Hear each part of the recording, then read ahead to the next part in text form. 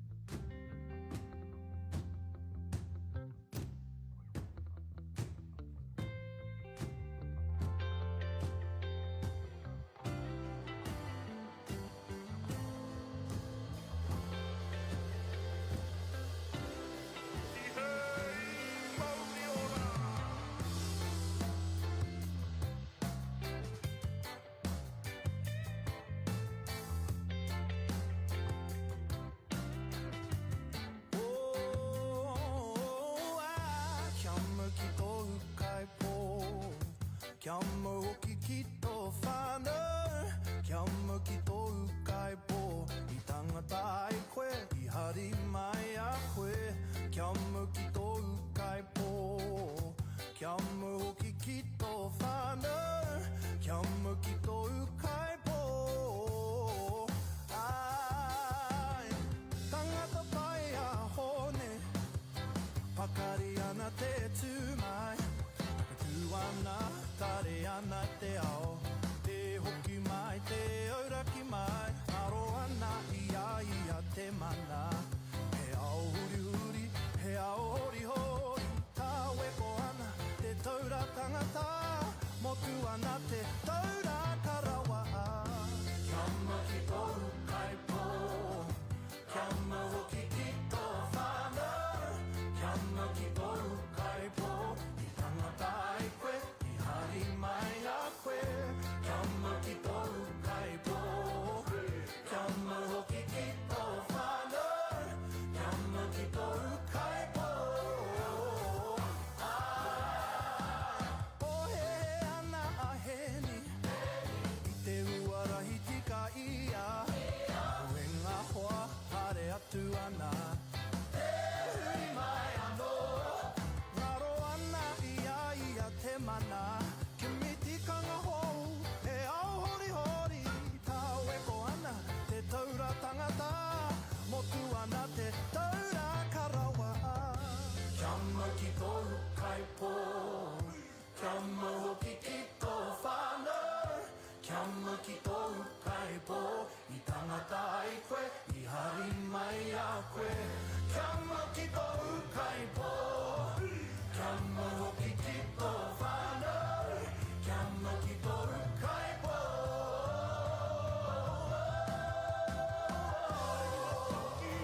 Wai wai tahi a kutino nei hoki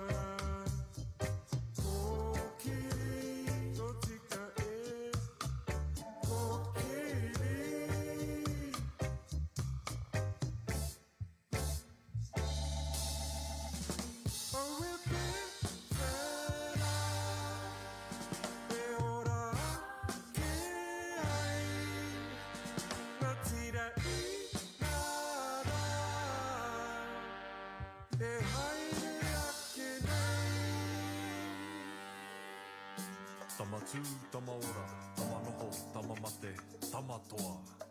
Nā tērā whakatupuranga, te mānuka I whakatakoto. I nā rā te nui o ngā hua I puta mai. Mā tātou, te mānuka e kawe ake, haere ake nei. Go, Kiri.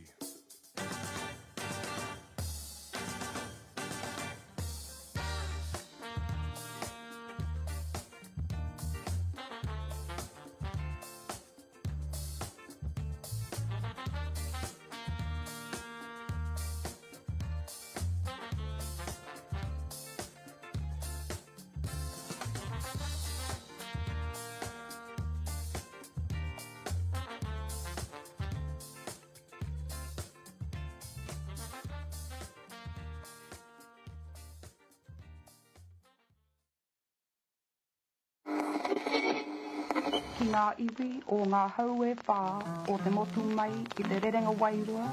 Ka hore he wahine heiru te kia hine moa. Tai anga tōna ia ia ki te mutu ngā e nā wai. Ngā iwi e, ki a kotahira te mana nui a kiwa. Ke a puru a koe ki te whakapuru tōru. Whakapuru tōru. E kukune tango.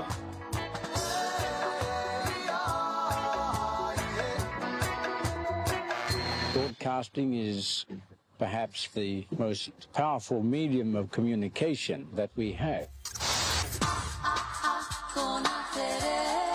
time to. It's time to.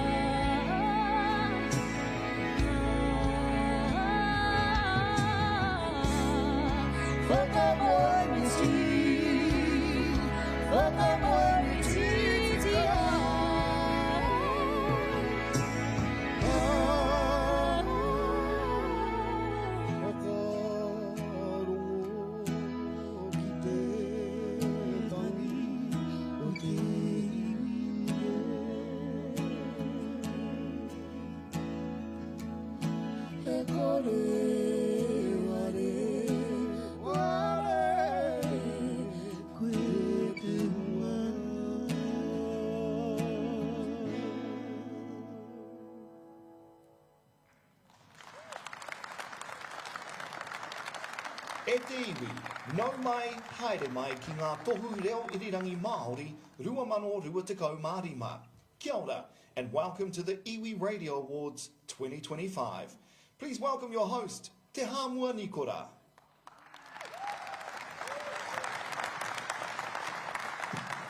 Kia ora rā te whānau. Nau mai whakatau mai rā I tēnei pō nui whakahirahira ra wātu. Ia tātou e tohu ana I ngā reo irirangi Māori pau te kaha I tēnei pō. I'm Te Hāmua Nikora, and while some of you might know me from the tally, ho mai te pakipaki, pūkana, sidewalk, karaoke, kai time on the road at heart, I'm a radio boy through and through. I cut my teeth right here in Iwi Radio. And these days you can still catch me on the Kapari show, Te Hao Te Ata, on Te Upoko Tika Radio. Keeping it real with a bit of kōrero, a bit of Bob Marley, probably too much kata for that time of the day. Hoi anō, ko THC tērā. Radio's always been my first love. It's where the heartbeat of our people lives. Nā reira, he whakahihi nōku, take au no koutou no te reo irirangi Māori.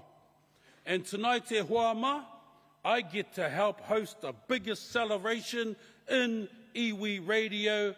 How meke is that? It's been a long time since we've all come together to celebrate our efforts in our respective hapori, towns and cities. Since the last awards back in 2018, the media landscape has undergone significant change. But through a global pandemic and several major weather events, Māori radio has survived the storm and remained a beacon of light for many whānau during times of uncertainty and challenge. Ai, me paki ka tika paki Hoi anō, kia mōhio mai koutou.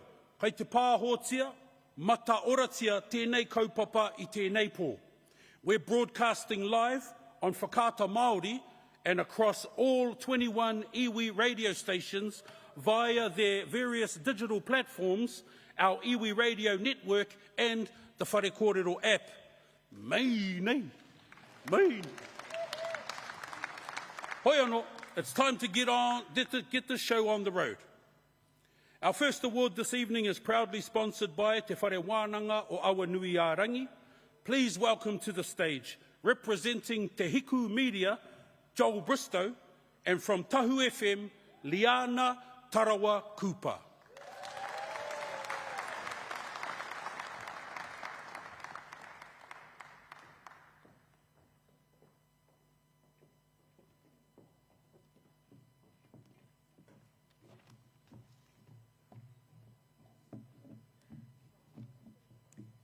They say that breakfast is the most important meal of the day, the one that sets you up, gives you energy, and gets you ready to face whatever lies ahead.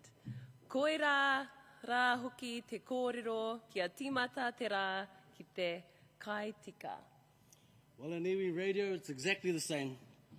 Our breakfast shows are the heartbeat of our stations. Ngā hōtaka para kuihi that our people get to wake up to, laugh along with, hear the news, and also hear te reo Māori first thing in the morning. So it's just like a good kai. A good breakfast show should nourish the body, the mind, and the wairo of our iwi and our communities. He kai mā te hinengaro, he kai mā te wairua hoki. And tonight we celebrate those shows and the teams who brings them to life. Here are tonight's finalists for Te Whare Wānanga o Awanuiarangi, Te Tohu Manu Kōkako Best Parakuihi Show 2025.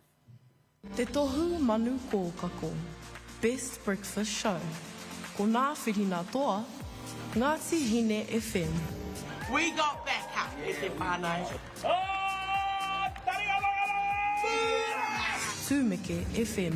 Paranga mai me te whare hauora o re hua te tōpūtanga o te kunaora o mātātua mōrena rā I tēnei atai te iwi e whakautia nei tēnei hōtaka. Tūrana FM. Iwa te kaumātai, ira whitu ki te iarere, iwa te kaumātai, ira whitu ki te ipurangi. Tūrangi FM, Parakui Show, on air and online with Mātai and Napier. Oi no e tātou mā, the winner for Te Tohu Manu Kōkako Best Breakfast Show is...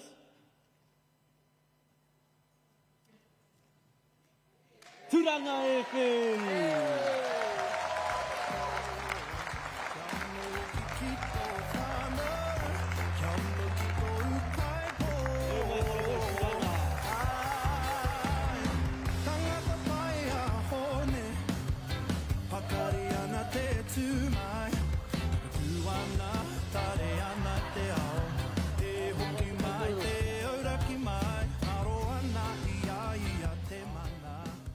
Kia ora tātou, ko tūranga amua, ko tūranga ararau, ko tūranga makaurau, ko tūranga tangata, ko tūranga tangata rite, ko tūranga FM e mihi atu nei kia koutou katoa. Heka, kei te ohorere, kei te rerenga mihi ki ngā kaiwhakataitai roto i tēnei wahanga. Kahi, kei te kahi, tēnā rau atu koe brau, ka haere atu au, ka taraiwa atu au ki whakatāne, ka whakarongo tōtika atu au ki a koe i ngā ata, me te pai hoki, te kaunga hoki o tō hōtaka, ka nui te mihi atu ki a koe. E ara e mara? E ai. E ara e heka. Ka nui te mihi atu ki a koe Mās Kuru o ko Luke. Mā o ko rāhia, e hara tēnei te mahi kia māua. He pahu i ngā ata. I etahi wāko, e tehi o ngā kaupapa he hōhonu, e tehi atu kaupapa he kei waho i te kēti, e tehi o ana kōrero. Nā reira, ka nui te kō, kei te mihi atu ki tō māua nei prata kia Mike, our producer for the show, mei kore ake ia. Koe nei te take i tōia mai ia ki tō māua taha. Mei kore ake ia kua kore māua i konei. He kupu wāu? I'm speechless for once, but e mihi ana ki te kaupapa, e mihi ana ki a koutou katoa, and what Mart said, we do tune into all the Iwi Radio because we love Iwi Radio.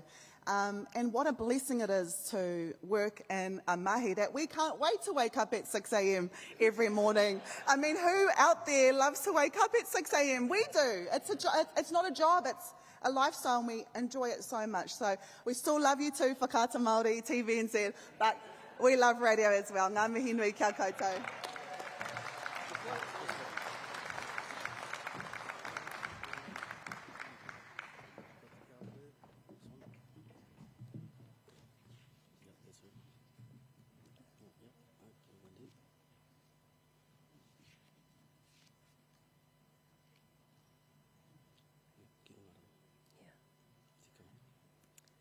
If the morning sets you up for the day, then the afternoon is all about the vibe. Koinei te wā, te puta mai ai, te hunga rangatahi. E hoki ana ki te kāinga, ki te kura, ki te mahi hoki. And what better way to cruise home than with our rangatahi drive time show. Shows full of energy, laughter, kōrero, and of course, plenty of waiata to keep the wairua high. And these are the programs that connect straight to the next generation. Ngā reo hou, ngā whakaaro rangatahi, me ngā waiata, e kawe ana i a tātou ki te ao hurihuri. They reflect the spirit of our rangatahi and remind us that te reo Māori is alive and pumping through our speakers every single afternoon. Ka te sponsored by te mātawai kia u kaipo anō te reo ki roto i o tātou kāinga. Let's check out the finalists for Te Tohu Mano Pūkeko, the best rangatahi drive time show. Te Tohu Manu Pūkeko, best rangatahi drive show. Ko nā whirina toa, Ngāti Hine FM. Iwa te kauma iwa ira tahi ki tua hikurangi. Iwa te kauma iwa ira ono kiroto o whāngarei te terenga plau. Tūmeke FM. Kia ora, this is Hori Shaw and you're listening to Sunny on Tūmeke FM. Tūmeke, Tūmeke. Tūrama FM. Being in an environment with so much love, so much aroha, you know what I mean? It was really a shock to my system. Totally the opposite of what I was expecting. Beautiful kaupapa down here. Ko te tō whakaihu waka mō te Tohu Manu Pūkeko best rangatahi drive show is...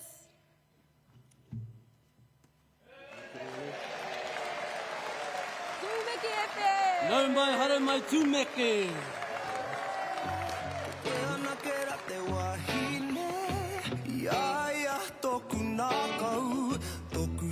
atu moana ki te ana e koe he ara whakaatu mai tō aroha aha koa tō mamau i au kai toku taha koe Au e tau kiri e he tino ohorere tēnei kaore e whakarite e te kōrero ko te kupu rangatahi me taku ingoa in the same sentence. Oh, heka. But no, yeah, this is cool. I started in radio as a rangatahi, so just to see me progress over the years, and this is just a way for our rangatahi to see that you can do big strides in whatever you choose to go for. Yeah, our rangatira mo apopo ne. Aha koa he toru aku nei mihi taku kōrero ka nui te mihi ati kia koutou, tēnā koutou, kia ora koutou.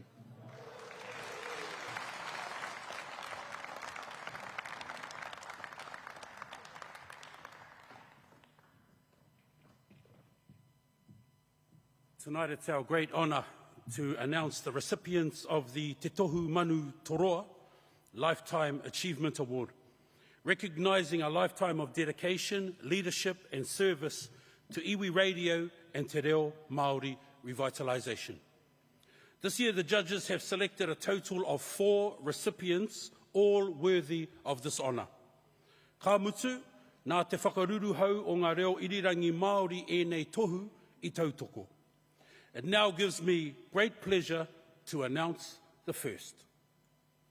For over 30 years, Professor Mākere Mutu has been a pillar of strength and inspiration at Radio Te Hiku o Te Ika. As chairman of Te Runanga o Ngāti Kahu and an esteemed academic, she's not only used the airwaves to educate and empower, but has shaped the very soul of iwi broadcasting. Through her presence on programs like the Ngāti Kahu Show, Kuaka Mā Rangaranga and Te Reo o Te Rangatira, she has brought clarity, compassion and authoritative insights into kōrero tukuiho, whakapapa and iwi sovereignty. Makere's influence transcends broadcasting. Her work serves as an educational resource for thousands and a professional development guide for staff, while her leadership in indigenous data sovereignty and kaupapa Māori storytelling has positioned Te Hiku Media at the forefront of digital innovation. Her unwavering commitment to preserving tikanga and uplifting her community embodies the true spirit of this award. She's not only a custodian of our language and culture, but a guiding light for future generations. Please join me in congratulating the well-deserved recipient of the Lifetime Achievement Award, Professor Mākere Mutu.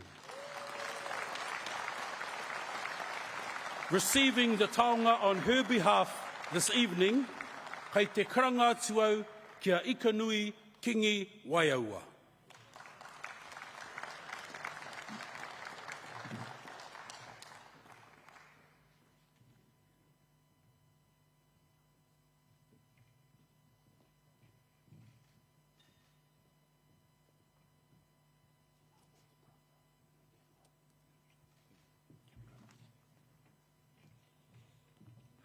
Tēnā no tātou katoa. Pau ia māo ko whaia Mākere te kōrero ia pō wenare atu I te ono ki te waru karaka mō ngā tau te kau maono ko pāhure nei.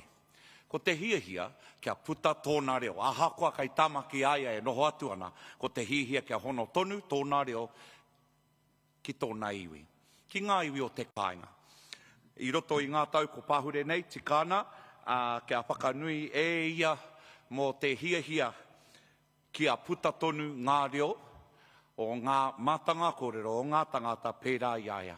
I tēnei pō, ko te hiahia awhaia Mākere kia huri ki ngā kaiwhakapāho, ki ngā kaiwhakahaere o ngā reo irirangi, koutou, tātou, e pono nei, ko te reo rangatira he huarahi, puta ki te ora ake. Ki ngā kaiwhiwhi I ine o ngā whakanuitanga te pōnei. E mihi ana te heamana o ngā tikahu, e mihi ana te rā o ngā ahorangi a Professor Mākere Mutu, kia tātou katoa, tēnā koutou, kia ora huhui mai anō tātou.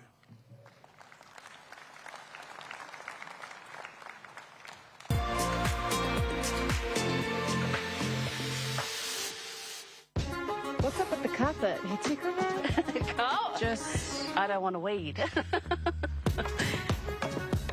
It's our life source.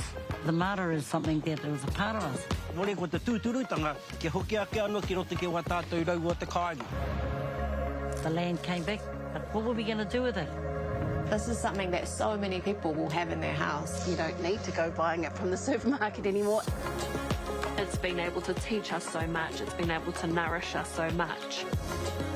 Getting the stomach right kind of gets the mind right, and then the body follows after. And that beautiful scent just rises up again. Honga, honga, honga akine.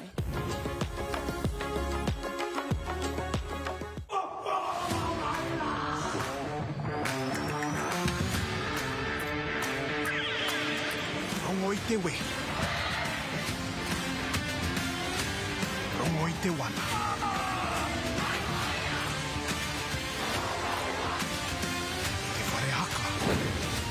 Hui tātou ka haka! Wewe he tātou, ka hinga. Ki Māori Plus, me whakaata Māori. He toa taua. Te aki i te reo Māori. Kia hoki mai te mana o te kaupapa whakahaere nei, ki roto i o tāua ringaringa. Mana Māori motuhake nei, kei te tika tēnei mahi. Kia toitu te reo Māori. Me nana tonu ia rā te whakapaeake i tō tātou reo. Kia whakamāori anō i te tai au. Ake tonu atu. Koina te taumata me whaia e tātou.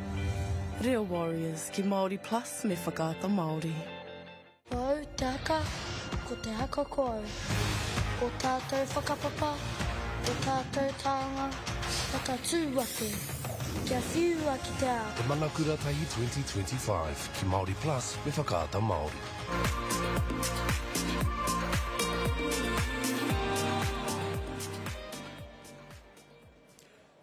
Hoki mai anō e te iwi. Welcome back to our Iwi Radio Awards, coming to you live from Ahuriri, streaming live via Whakaata Māori, Māori Plus, and also our Iwi Radio platforms as well, including the Whare Kōrero app. The next award categories see us celebrating wisdom on air, news and current affairs, as well as best OB or outside broadcast. Hoi anō, hei tītari I te taonga tuatoru I tēnei pō, he mea tautoko nā e tū whānau, te mana kaha o te whānau. Please welcome Māka Fiso from Te Atiawa Toa FM and Pōhaturoa Wainga from Radio Wātea.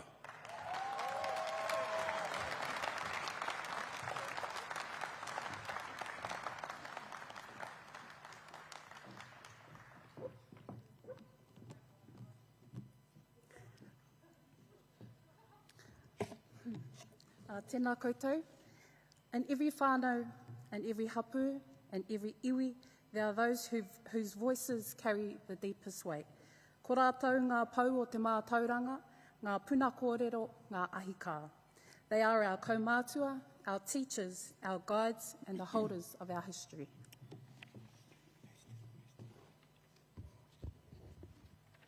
Tēnā mai tātou. On Iwi Radio, the wisdom of our kaumātua is priceless, ne? Mā rātou ka ora ai te reo, mā rātou ka maua ai te tikanga, mā rātou anō hoki ka hāpai ake I a tātou katoa. Their stories, their advice and their reo, their humour especially, nourish not just the airwaves, but the hearts of our communities.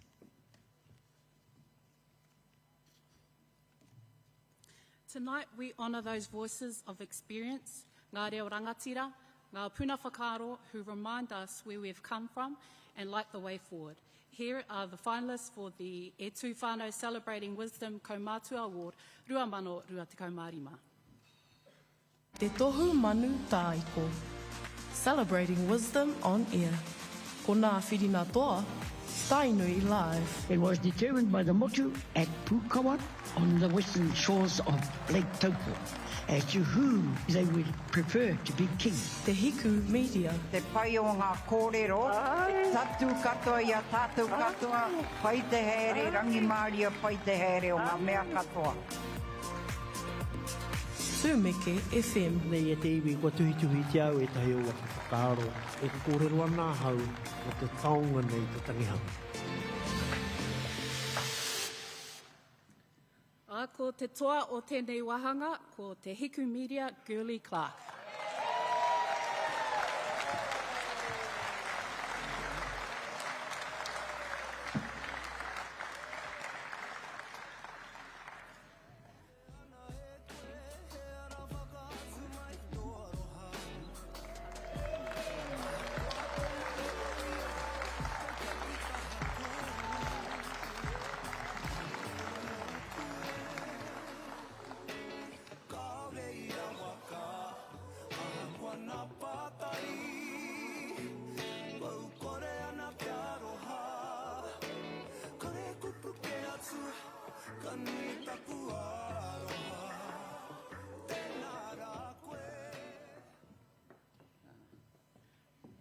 Tēnā no koutou kei wainganui I tēnei ahiahi, me mihi atu ahau kia koutou katoa.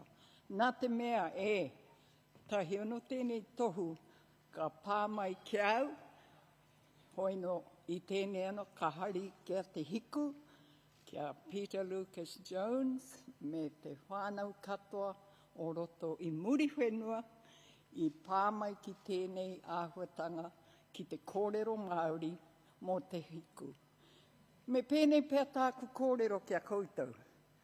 Ko pā te tahi te kaumātahi o ko tau e mahi nei tēnei mahi, ono karaka I te ata, ki te iwa karaka I ngā ata. Ka mutu te mea pai, ngā whānau katoa kei tā wāhi. E rongo ana, ka mutu e hoki maina me ngā kōrero, ngā hārarei, e hoki maina ki roto I muri whenua ki te tai tokerau, ko mea mei pai ki te rongo atu nā te mea e moke ana rātou mō Aotearoa. Nā no reira I tēnei wahanga, ngā mihi nui kia koutou kato mō te pōnei, hoino rā ngā āhuatanga e pāna mō tēnei ao, ngā kōrero e whiti here ana I au I ngā ata katoa, mōhio nā ahau, kei te rongo ngā taringa o te katoa me pēha e tupu ai ngā āhuatanga I tēnei ao. Nā no reira, tēnā koutou, kia ora mai ana.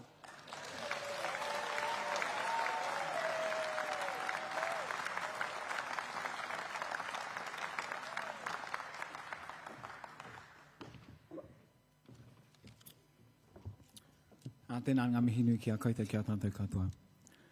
E haere ake nei ko tētehi wāhanga tino whakahirahira ro atu ko tēnei, e whakanui ana I ngā reo, e kawe ana I ngā kōrero nui ki te ao whānui.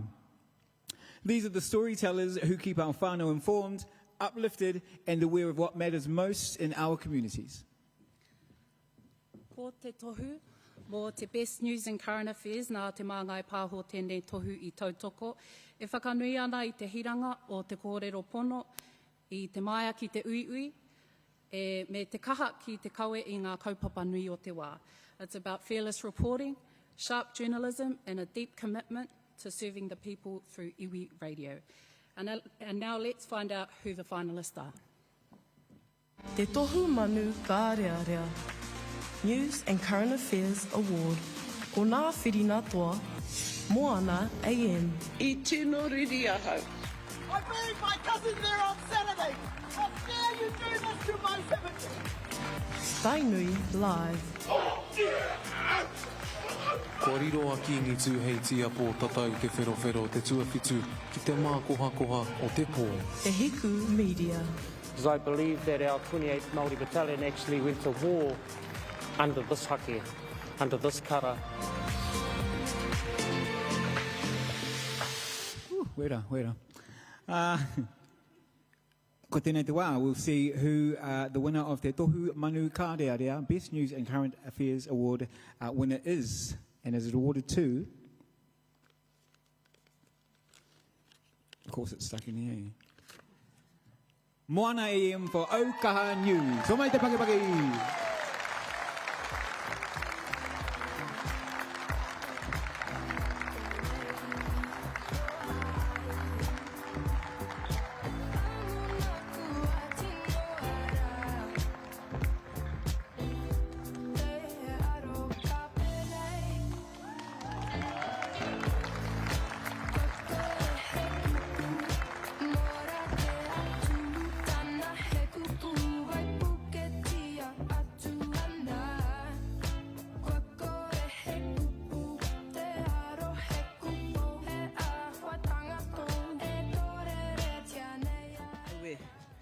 He mea ohorere tēnei te whānau, engari he mihi tēnei ki ngā kairipuata Māori katoa te motu nei. Koutou e kaui ane ngā kaupapa Māori i ara i ara. I don't know if there's ever been a more important time for our Māori journalists to be fearless, as our MCs just mentioned. But on behalf of Moana Radio, I want to hand this over to Okaha News and the Kazi Bro Roi Hana Nuri. And also I want to send a special mahi out to Ripika Timu, who was our kai kamera behind the camera, and that was actually her mother that she was filming. And I was there at that time, and I remember how mama it must have been for Ripika to stay behind the camera instead of going to awhi her mama. So I was really, really happy that I was able to be there to support the whānau. But I want to hand it over to our Okaha News whānau right now. Awa, e mihi ana ki a koutou o tira tātou, Moana Radio, ko ngā reo irirangi Māori, ngā tuāpapa o a tātou mahi. Me te mea nei, ko koutou te kōhanga o a tātou kai kaue kōrero moa pōpō. Nā reira, e mihi ana ki tēnā o ngā reo irirangi, Tainui Live, ko koutou hoki tētahi e noho ana ki roto i te whare o mātou. Nā reira, mō tā koutou kawe i te taunihana o te kingi, e mihi ana.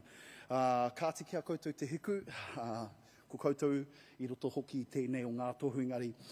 E whakātu ana tēnei tohu i te mahi tahi o tātou. Mehe mea, ka noho tahi tātou, ka tae e tātou a tātou ake kaupapa, te pīkau, ka tae e tātou, te hauhake ngā kōrero a tātou kaumātua me ngā kuia. O tira, he tau tēnei ki Aunty Nāreta Timu, ko ia te pau, whawhai mō tērā o ngā hapori o Matapihi. Nā reira, tēnā tātou, kia ora, he te whānau.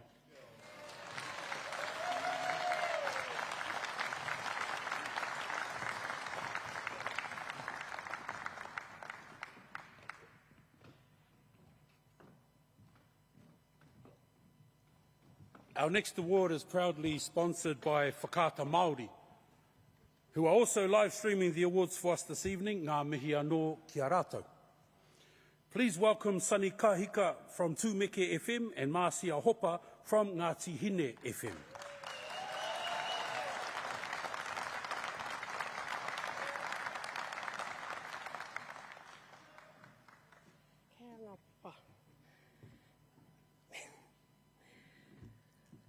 Kia ora e te iwi ara mara.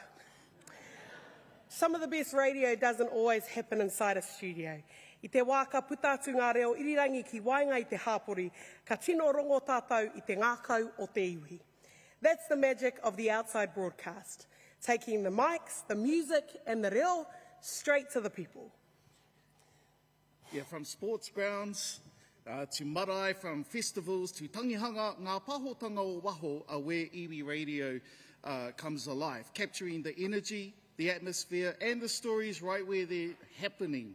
They connect to us instantly, making sure no matter where we are, we feel part of the action. So tonight we celebrate the crews who pack up the gear, who hit the road and bring the people's voice to the airwaves. Here are the finalists for the Best Outside Broadcast for 2025. Te tohu manu kāhu. Best Outside Broadcast. Ko ngā whirina toa. Radio Ngāti Porou. Nau piki mai, nau kake mai ki tēnei whakapāhotanga motu hake e whakamānawana i te tangata ko Hiriwini tāne toa parata. Tainui Live. Whakake mai i runga i te karanga o tō tātou kingi a kingi tuheitia. Te Hiku Media. Heke nuku mai Busby, no kai tae, ko ngā takoha ki te iwi Māori.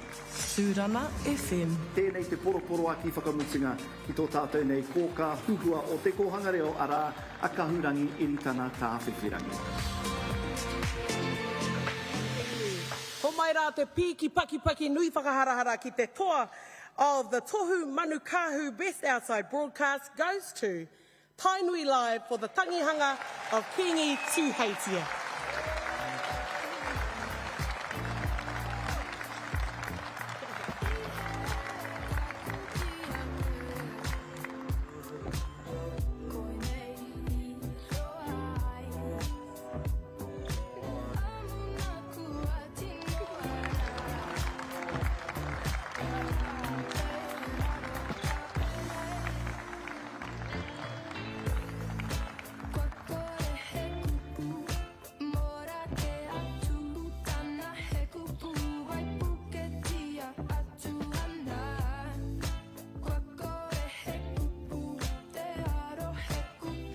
Kātia ki tēnā tātou katoa, kei ku nui, kei ku rahi, kei ku whakatamarihi ki te rangi. Tēnā tātou katoa ngā reo irirangi Māori o Aotearoa e whakakotahi nei a mātou I tēnei ahi pō. Tūmeke rawa tātou katoa, nei rā mātou ngā reo irirangi o tainui waka e whakakotahi nei mo tēnei a kaupapa miharo rawa. Kāre he kupu tū atu te mihi ki ngā reo irirangi o tainui waka, anō hoki kia tātou katoa. Ngā reo irirangi Māori o Aotearoa, tēnā tātou katoa.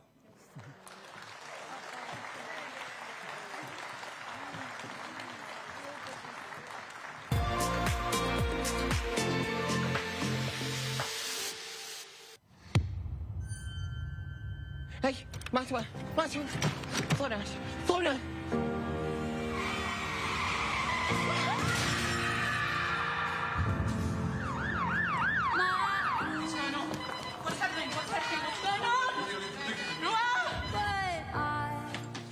Wake up, sis. Wake up. It's not funny anymore. We don't have enough time. We have to save that little girl. Stay with me. Stay with me. I need some time. Oh, hawaku mai. Whakahi o tōna mana. Alofa. Hei ka wana ki te atoku whina I te hunga I tikanga. Tino onge ki te kāinga ni. Give me my money. I'm gonna come find her. Hawarawa koe kāhaki anō. Ai hea koe. I te kamai ai ki au. Ahi Kāroa Season 7. A koa kenei ki Māori Plus me whakaata Māori. Au te haka. Ko te haka koe. Tukoa! Ko te ihi. Ko te wehi. Te wana. Ko tātou whakapapa. Ko tātou taonga. Taka tūwake. Kia whiua ki te a. Te Manakura-tahi 2025 ki Māori Plus me whakaata Māori. O atanui ko te oranga tonutanga. I hongi au I te papa. I poe e ready, ora papa. Ka kore au e hia, kia kuhoki au ki te rātau mahatanga anō. Ka taina tātou e te ao Māori. Kia ora, e rangona ana te hiamo o te motu I tēnei kaupapa nui whakaharahara ne.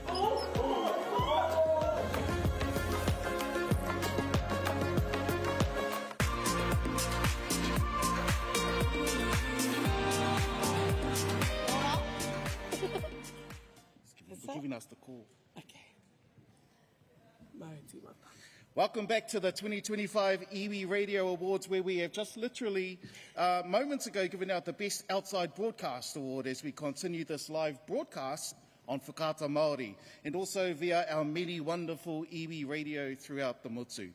It's time now to celebrate the creative magic behind the mic, the talented producers and creators who bring our stories to life through sound, energy, and originality. They're the ones who craft the heartbeat of our stations, from the imaging that captures your ear to the promos, jingles and features that carry our reo, our humour and our identity across the airwaves.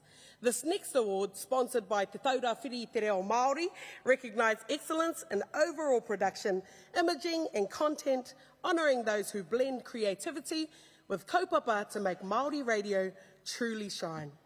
And the finalists are Te Tohu Manu Tui. Best Overall Production, Imaging, Content.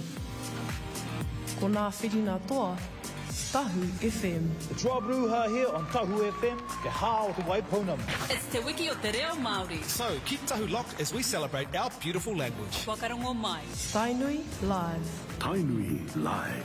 Whakarongo mai ki ene ki kōrero tūrākau, e pāna ki te kāhui whetū o Matariki. Tūmeke FM. Tamotu, tamaora, tamanoho, tamamate, ko Tūmeke. Ka huro tātou I tēnei pōkia wai. The winners of Te Tohu Manu Tui Best Overall Production is... Tūmeke FM.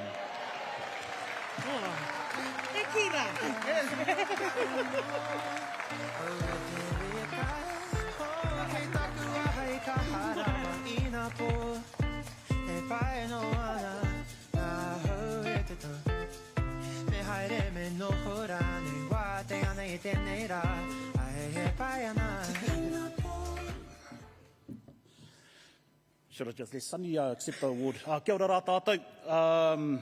Ka whakaaro ake rā i nā maha reo i whakatiki tēnā taha i te taha ki te imaging. E hia nei nā tāna tai nāne, bro. Wā, hua rahi ei. Yeah. So, me mihi rā kia rātou. Mēnā kāre rātou wātea ki te rīkoata, ki te tukuiwa rātou nā reo, te whakatutuki i nā āhuatanga mō tūmeke. Ka kore rā tūmeke whiwhi tēnei no reira mihi ana rā kia rātou. Wera, noi hokai āhau tēnei wā. Te hawai, bro? Kei akoi. Ai, wai. Reira, ka wai hoa kei konei tēnei wā, tēnā koutou, tēnā tātou katoa.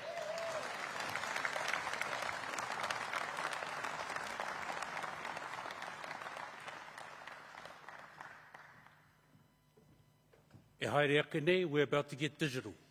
We are about to get digital e te whānau. Our next two categories are for Best Digital Content and Best Digital Platform.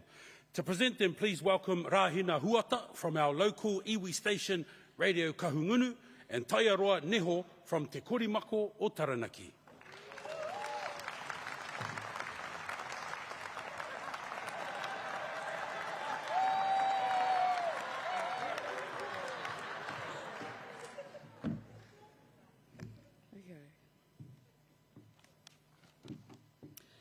In this ever-changing media landscape, we are constantly having to pivot, adapt and keep up with technology, from live streams and podcasts to reels, TikToks and everything in between.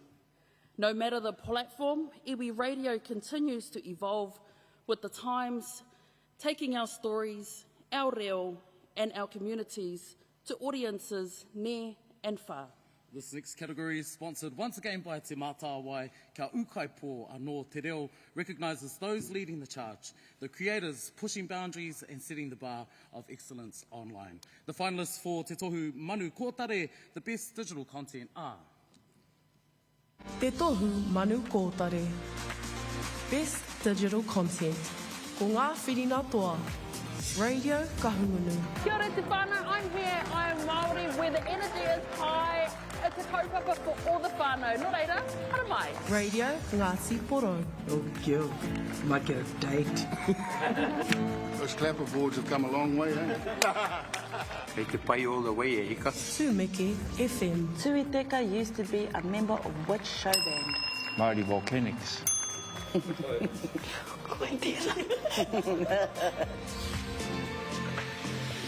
Watu te pakipaki ki ngā toa o Te Tohu Manu Kōtare. The winners for the best digital content are... Radio Ngāti Porou.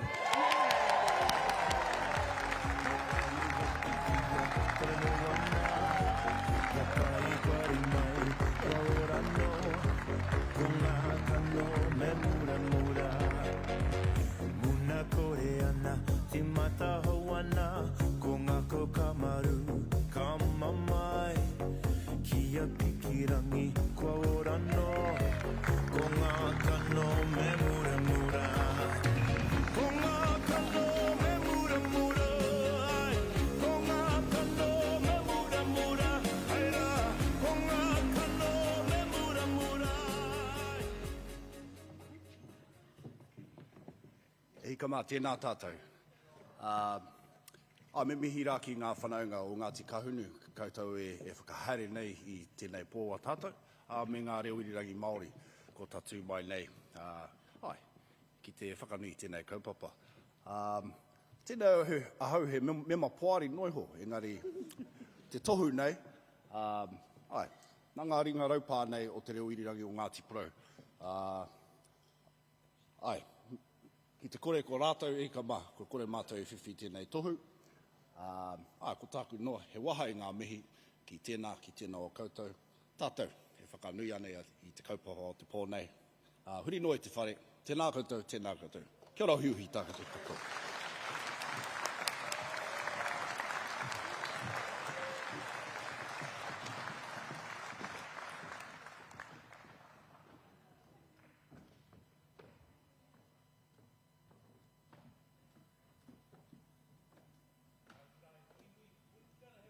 a musical break. I kite ke koutou I tēnei wahine I muara. Engari, she's going to jump up and do a bit of a solo. Now, she's a multiple Waiata Māori 2024 award-winning kahungunu nokoniki ake homai te pakipaki Mahina Lawrence.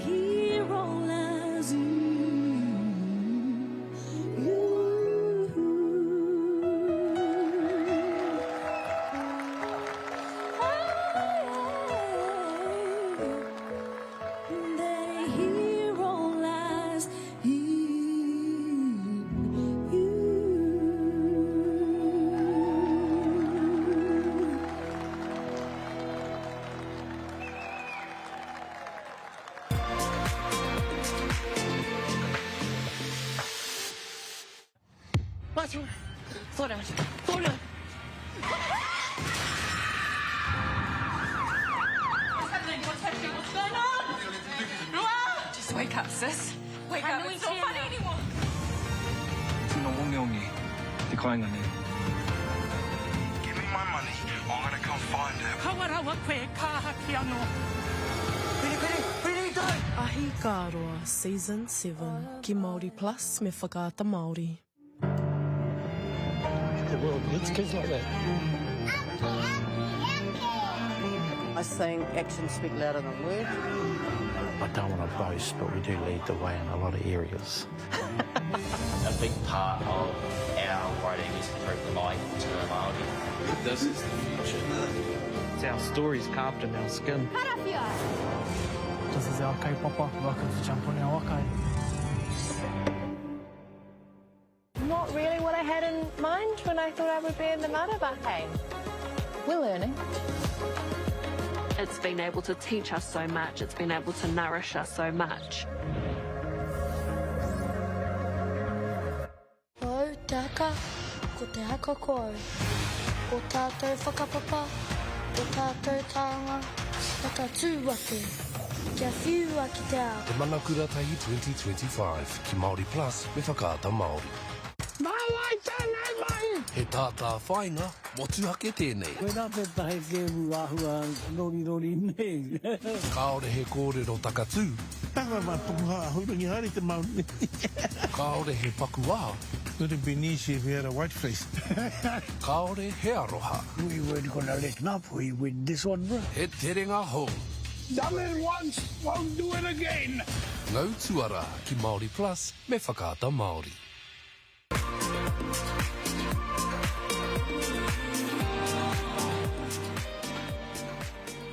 No mai anō. Welcome back to the Iwi Radio Awards 2025, live here at the Pettigrew Green Arena Stadium, Napier. Next up, we celebrate innovation and adaptability. The storytellers who have taken Iwi Radio beyond the airwaves and into the digital world. Our next award, ladies and gentlemen, is the Best Digital Platform Award. He mea tautoko anō nā te taura wiri. It recognises those who have mastered the online space, that's you fellas out there. Where people are using websites, apps and social media to reach whānau wherever they are, keeping te reo Māori and our stories alive in the palm of our hands. In an era where technology moves fast, these finalists prove that Iwi Radio knows how to pivot, how to evolve and to stay connected to our people anytime and anywhere. The finalists for Te Pūwhare o Te Kōtari Best Digital Platforms are Te Pūwhara o Te Kōtari Best Digital Platform. Ko ngā whirina toa, ngā Iwi FM, Tahu FM, Te Hiku Media,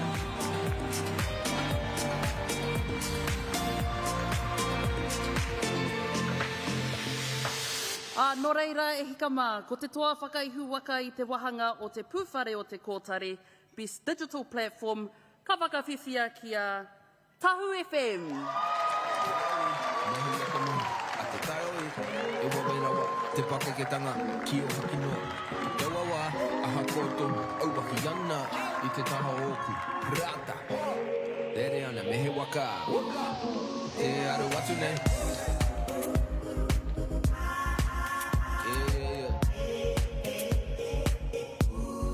Te aru watu nei.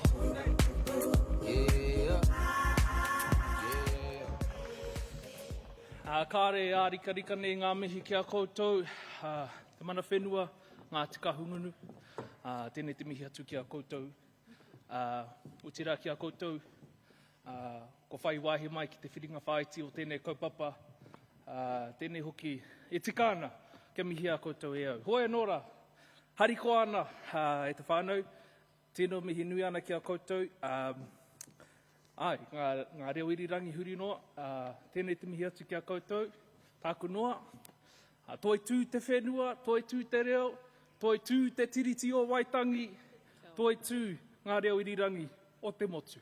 Tēnā koutou, tēnā koutou, tēnā tātou katoa.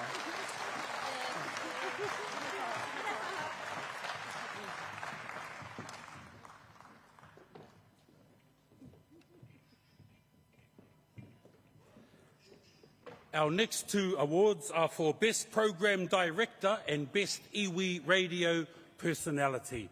Don't worry, I didn't enter. And we'll also be announcing our second recipient of the Lifetime Achievement Award. I'm loving us featuring all of our Iwi radio faces this evening, and here are two more.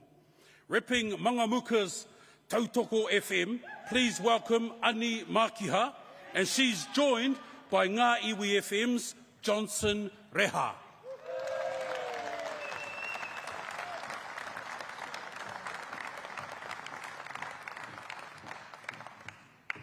Tēnā tātou. Kia ora e te whānau.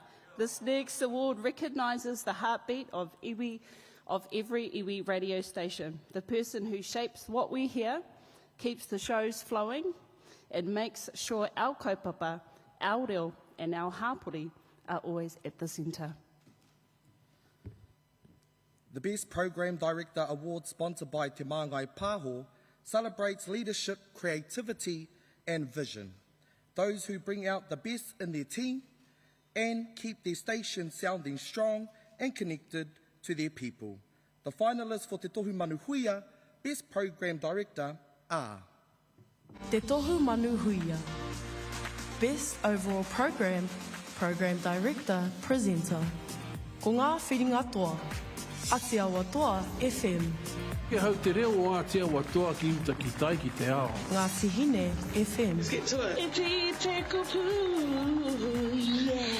Tahu FM. Te reo o te wai o Tahu FM. It was all a dream. Tūmeke FM. Mai te maunga ki te wai ki te whenua. E re tonu ana, te reo. Tūmeke!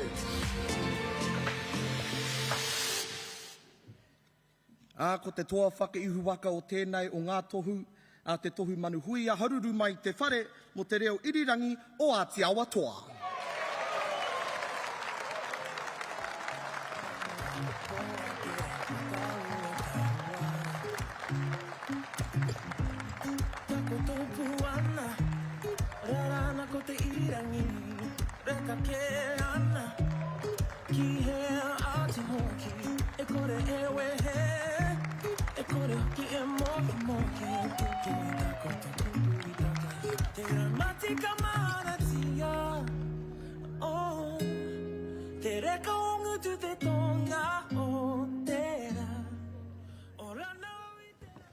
Kātia ki rā, tēnā rā tātou, mihi ana kia tātou nei ngā kaimahi o ngā reo irirangi, huri noi te motu tēnei ka mihi tika.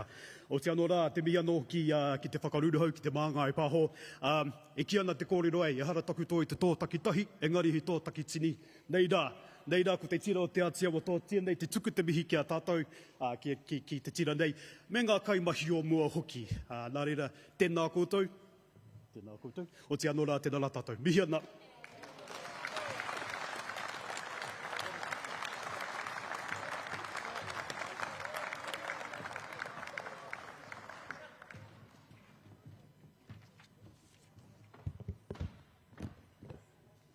It's now our privilege to present the second of our recipients for Te Tohu Manu Toroa, the Lifetime Achievement Award, Hall of Fame. This honour recognises a true leader and visionary whose influence has helped shape Māori broadcasting as we know it today.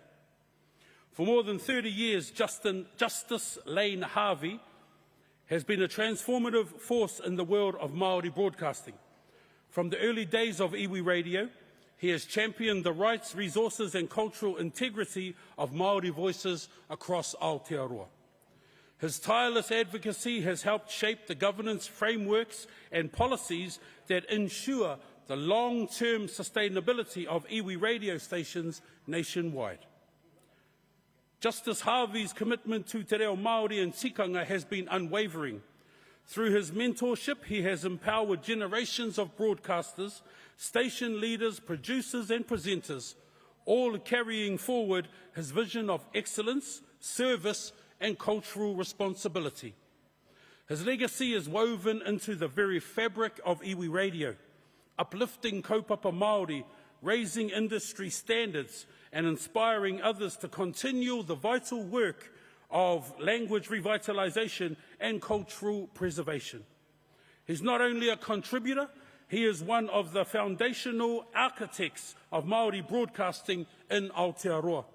Ladies and gentlemen, please join me in acknowledging and congratulating Justice Lane Harvey, our Lifetime Achievement Award recipient.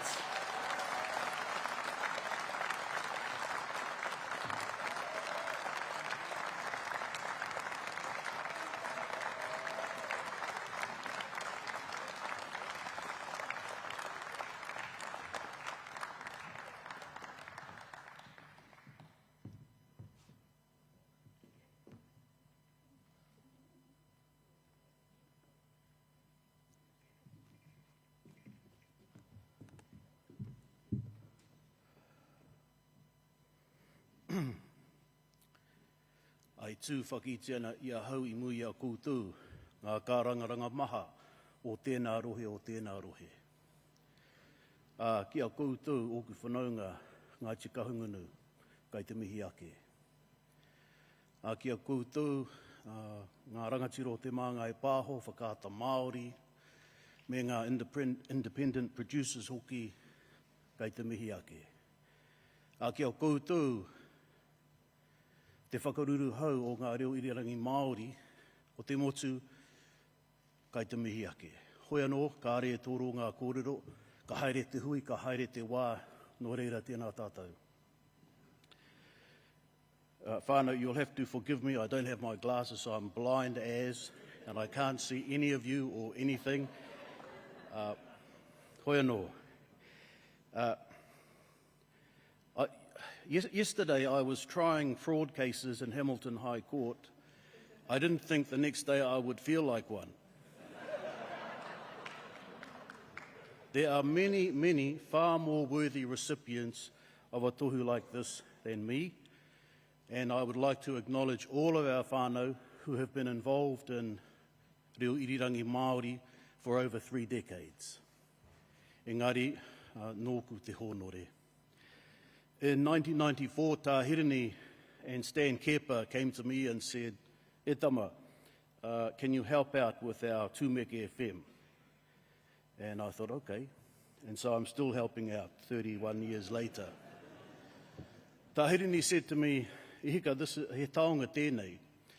And then he gave me the annual accounts of Tūmeke FM, if you could call them accounts.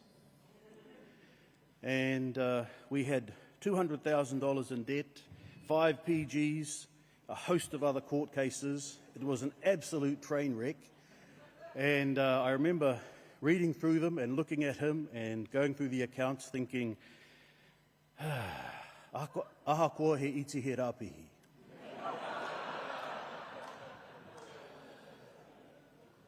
Now, when I think back 1994, those were the days before Te Māngai Pāho. We used to deal with New Zealand On Air, and they were quite good. They'd just send the pūtea, that's it, no questions. But, you know, standards work for all of us. Standards make us all better. Now, as we all know, it's been a long journey. The journey of our reo Māori in the broadcasting space, and especially our iwi broadcasting space. Thinking back to our own experiences in Ngātiawa, many people have come through our doors over the years, as I'm sure in all of the other stations who are present tonight. And you get the hard workers, the doers, the stayers, and we also get that other rōpū, you know the ones, all waha no kaha. And then the best part, of course, are my aunties, always lurking in the corners, and they're never happiest until they're offended.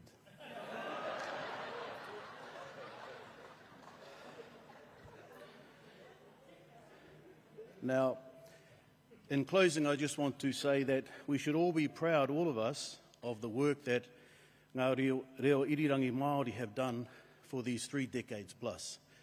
And like anything, acknowledgements like this don't belong to an individual, they belong to everyone else who has worked with us, worked beside us over those 3 decades.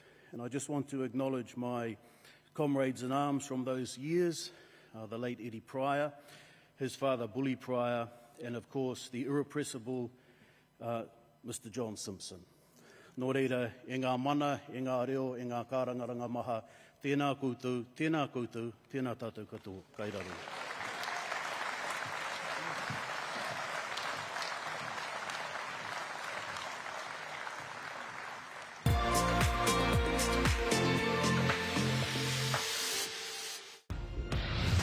Te haka. Ko te haka koe. Ko te ihi. Ko te wehi. Te wana. Ko tātou whakapapa. Ko tātou taonga. Taka tūwake. Kia whiua ki te ao. Te Manakura Tahi 2025, ki Māori Plus, me whakaata Māori. All right, then. Impressed. Day One Shorts and Māori Plus presents Atapua. I'm going to protect you. And Devil in the Cat. Don't kill it. One more coming there. Some of the ways that you've survived before ain't going to work in the city. Day One Shorts 2025, ki Māori Plus, me whakaata Māori. Awata nui ko te oranga tonutanga. I hongi au I te papa. I koe e rehi ora papa. Ka kore au e hia, kia kuhoki au ki tērā tau mahatanga anō. Ka taina tātou e te ao Māori. Kia nei, e rangona ana te hiamo o te motu I tēnei kaupapa nui whakaharahara ne.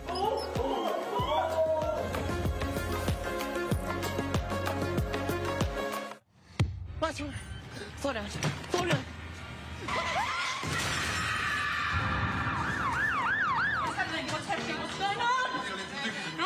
Just wake up, sis. Wake up, it's not funny anymore.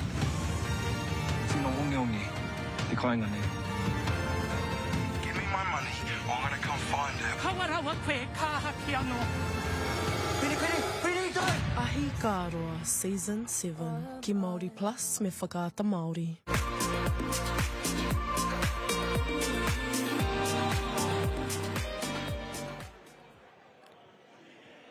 Ara, tēnā tātou.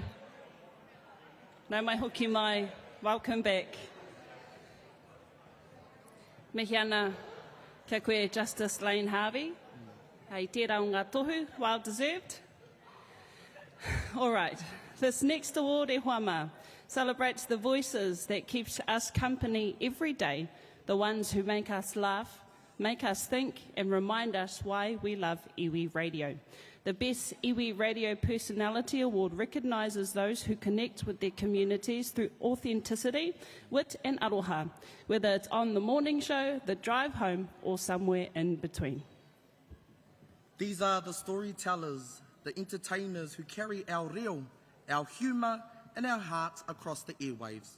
The finalists for the Best Iwi Radio Personality sponsored by Te Māngai Pāho are Te tohu manu mātārai.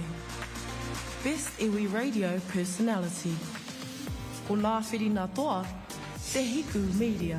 Ki maira e tātou mā ki tēnei whakapāhotanga te reo irirangi o te hiku o te ika. Ko hau tēnei ko Peter Lucas, tēnā koutou katoa. Tūmeke FM. Bauri o rei ngā iwi e whakarungo mai nā ki e nei ko hinga kōrero o te waiariki o te moana ātoi māwā te a ko Kahi Stevens tēnei. Tūrana FM. Iwa te kaumātai i ra whitu ki te iarere, iwa te kaumātai i ra whitu ki te ipurangi. Tūrangi FM, Parakui Show on air and online with Mātai and Nāhia. Ka pai. In the 2025 Te Tohu Manu Mātārai Best Iwi Radio Personality Award goes to Mātai Rangi Smith, Tūranga FM.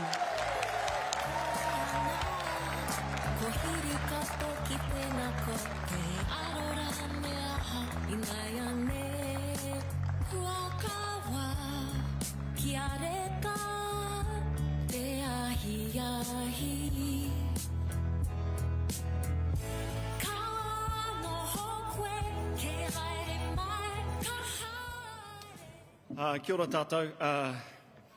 Me pēnei taku kōrero, ko taua kōrero anō rei hara taku toa I te toa takitahi, engari he toa takitene.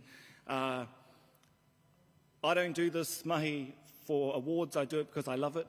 and I love what we do at Iwi Radio.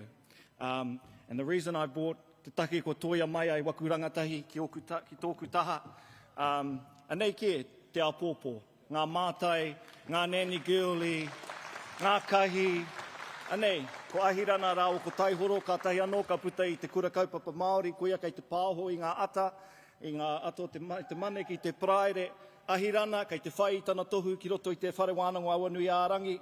Ko tike, ko whakawhiwhi e ke ki aia, anei ko te rangatahi kei te whai tana tohu reo irirangi me te whare wānanga awa nui ārangi. Nā reira, mā rāua o tira, mā oku hoa o Tūrangi FM, ko rātou taku pau tuara ia rā, ia pō. Kia ora tātou.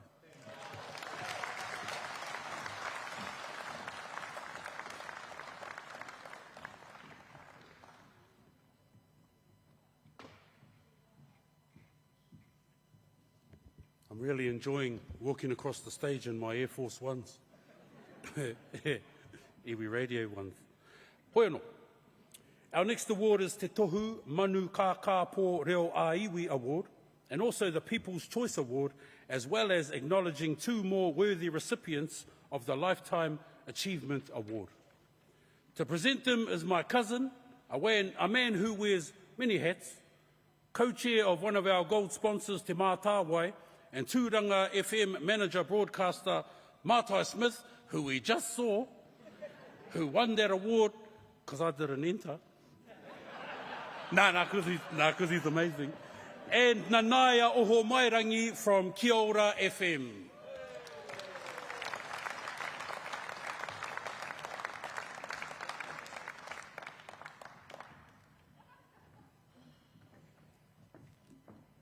Hei te tau tītoki, e te whananga, hei te tau tītoki.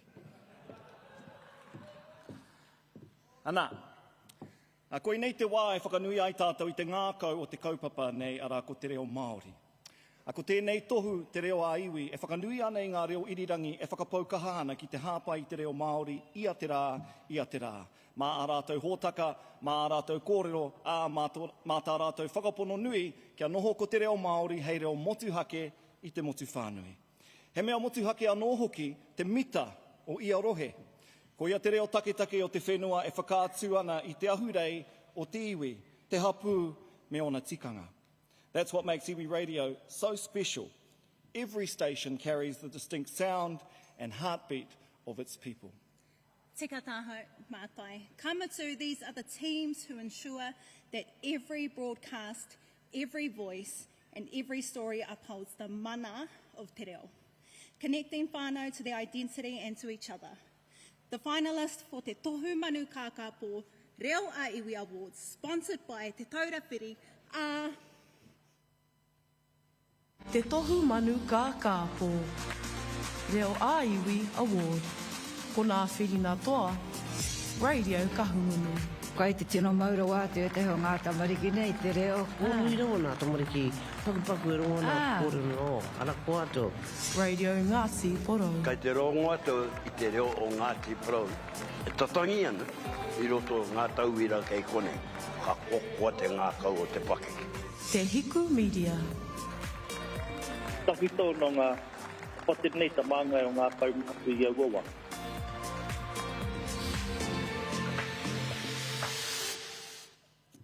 Tēnā whakanui ko te toa whakaihuaka mo te Tohu Mana Kākāpō Reo a Iwi Award ko...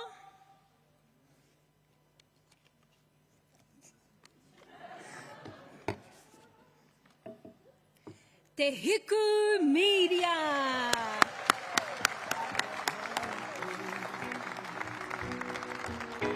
Hei whai tō kōrua, hei hoa aere.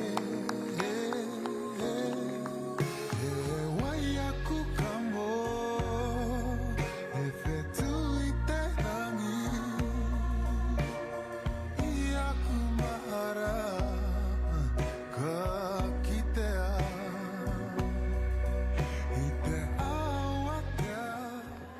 O tēnā koutou e te whare, e mihi ana hau kia koutou katoa, ka tae mai nei i tēnei pōwheno, he mea nui te reo o te iwi.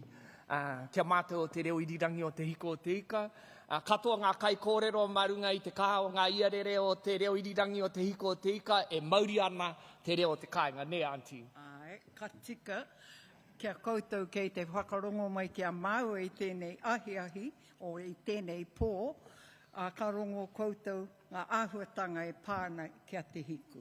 Ai, ka mutu e kāna mātou te haere ki te live stream, te whakapāho I ngā kapahaka, ngā manu kōrero, ahako he aha te hākina, haerana mātou ki reira, he mea nui kia mātou, kia mōhio te kaipāpāho ki te reo Māori, tēnā tētahi o ngā mea e whakahaungia ana e o mātou hau kāinga. Ina hiha tētahi te kōrero marunga I te teihana, me mōhio ia ki te kōrero I te reo.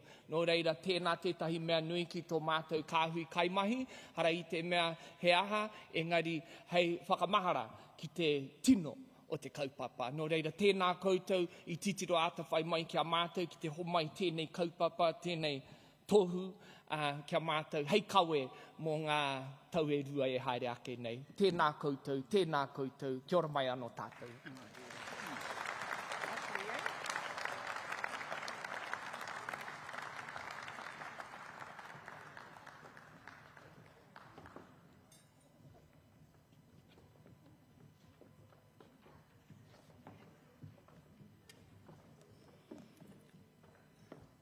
It's with great honour that we present the third of our Lifetime Achievement Awards to a true pillar of Iwi Radio and Māori broadcasting, Michael Baker.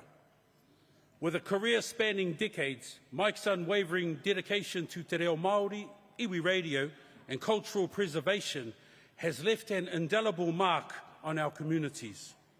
From his early involvement as a founding kaiako in the Kohanga Reo movement, to his leadership roles in Iwi radio stations and environmental stewardship, Mike exemplifies commitment, vision and aroha. He's been a tireless advocate, educator and leader, nurturing the language and culture both on air and within our communities. Tonight we celebrate Michael Baker's outstanding lifetime contribution to Iwi Radio, Māori education and the revitalisation of our taonga tuku iho. Please join me in congratulating Michael Baker on this well-deserved Lifetime Achievement Award.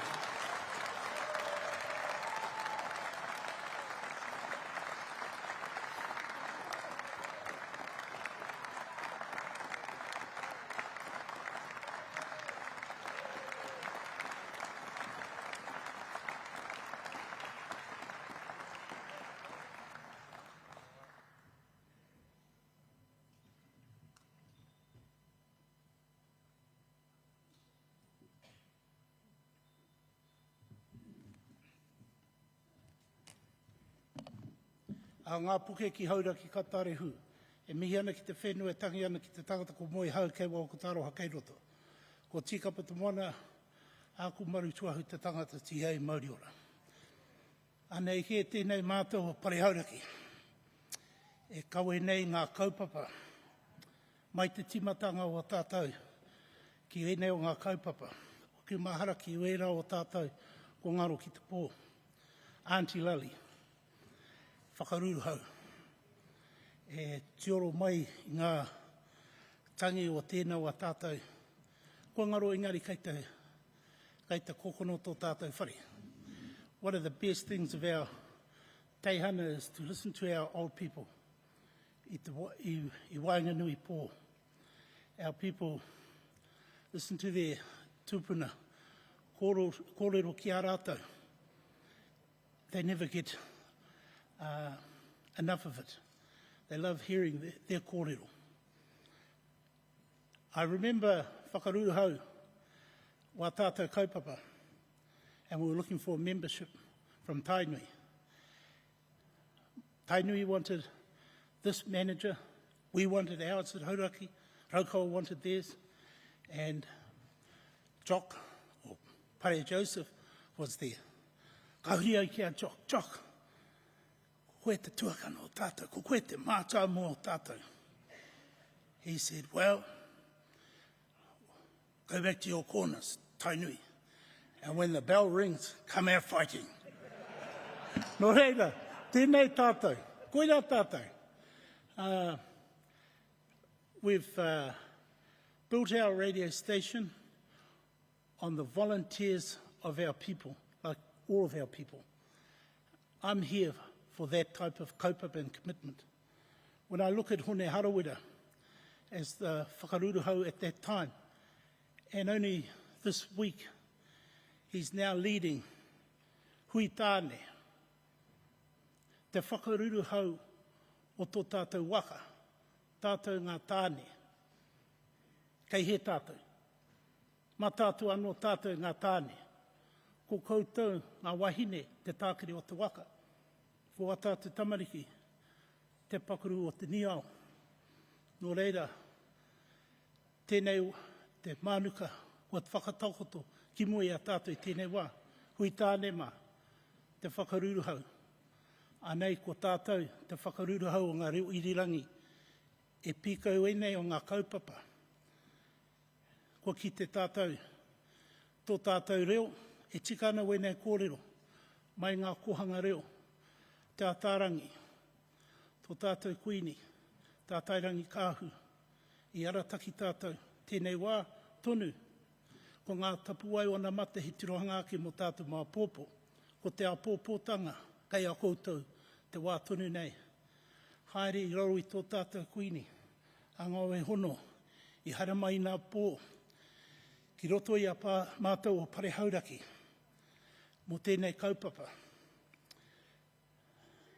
Ko tō mātou kaupapa, ko te ohanga, te men waimaria o tēnā pō, ko te well-being me ki, matariki, rōpū hauora i whakatū. E hara ko ngā kamupene ahu kaimoano o pare hauraki, e hara tēnā, engari wā tātou, e manaki wā tātou iwi. Nō reira, tēnā koutou, tēnā tātou katoa.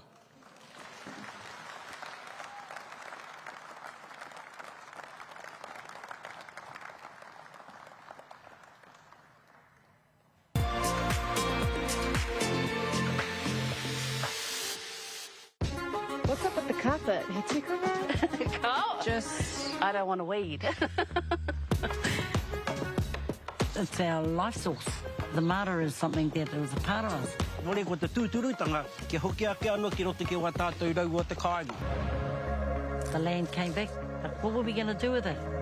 This is something that so many people will have in their house. You don't need to go buying it from the supermarket anymore.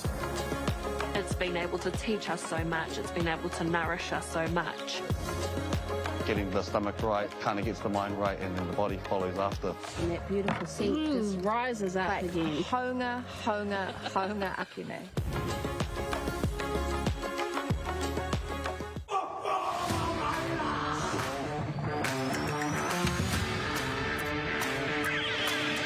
Rongo i te we. Rongo i te wana.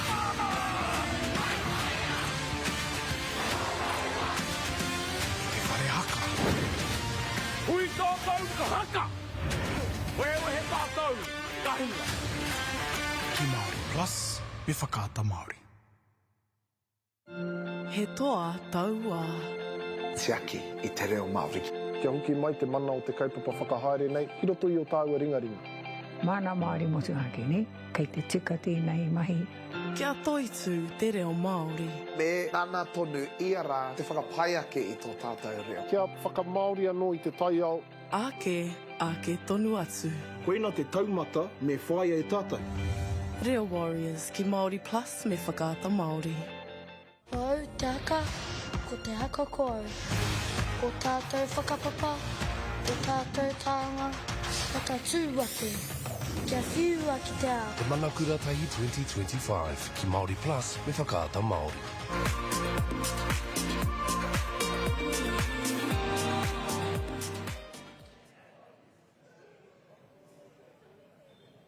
Nau mai hoki mai anō ki ngā tohu reo irirangi Māori, rua mano rua te kaumārima. It's time now to acknowledge the final recipient of this year's Lifetime Achievement Award.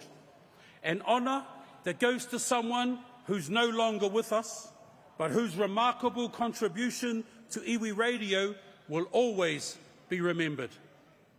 Aira ahakoa kua ngaro tēnei rangatira I te tirohanga kanohi, ko tana oha ki kua waihotia mai hei kauenga mā tātou, haere ake nei te wā. A true champion of te reo Māori and Iwi Radio, Cyril Chapman.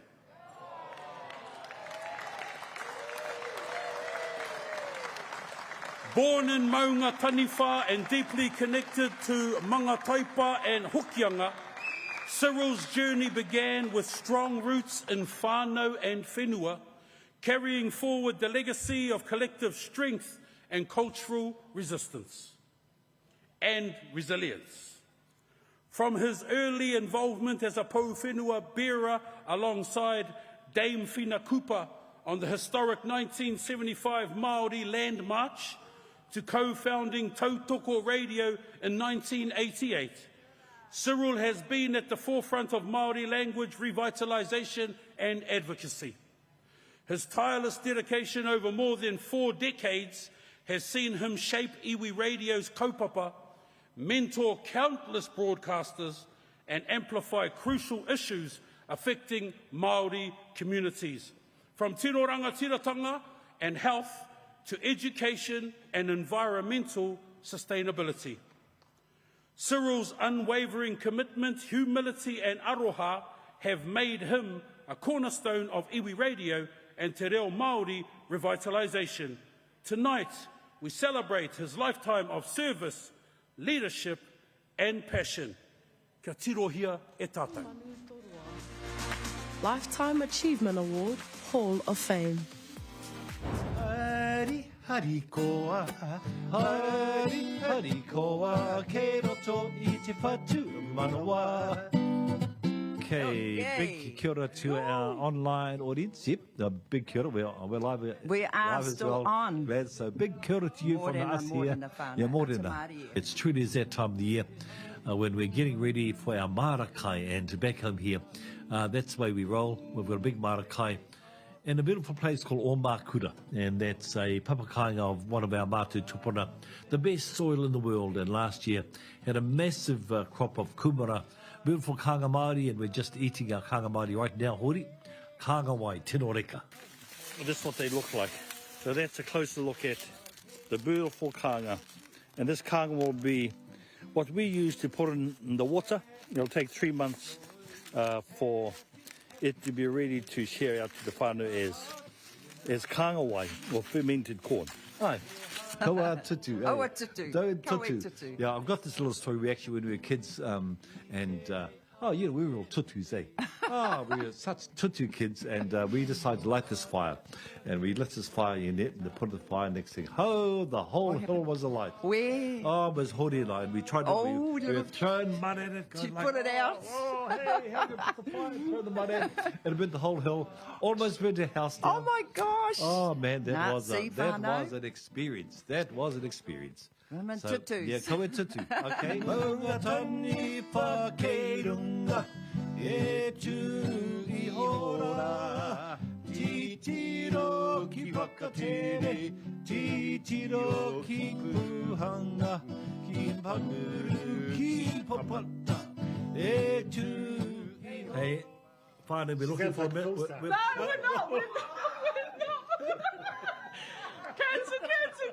I'm looking blindfold. Kaweatinga, tare, kaweatinga kumara mea aotanga.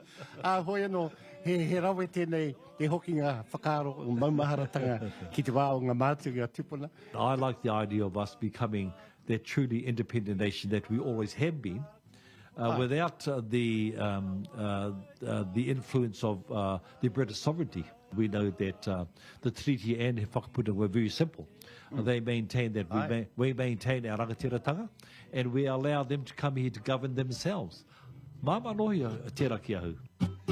Ko te treaty, o Waitangi, te treaty o Aotearoa. Hiki tia kirunga, hiki tia kirunga, motu haki, rangatira tanga tuku iho. Tino ranga tira tanga tuku iho. Tino ranga tira tanga tuku iho. Ara tuku iho, ara tuku iho, ara tuku iho, ara tuku iho. Don't carry the hara of the past and all those things, but into a time when we can truly know that as tangata whenua, we will lead. We will lead again. We will take the responsibility. That was actually something that was handed down from our tupuna, and maybe it's time for everyone else to follow. Ngā mihi anō ki kia koutou whānau mai ahau ke konei, mai tō tātou whenua a tāhua, te o te whenua nei ko o mākura. Tēnei tupake lātu ngā mātu tupuna, tēnei kāinga a huina me mihi kano ki kia whānau.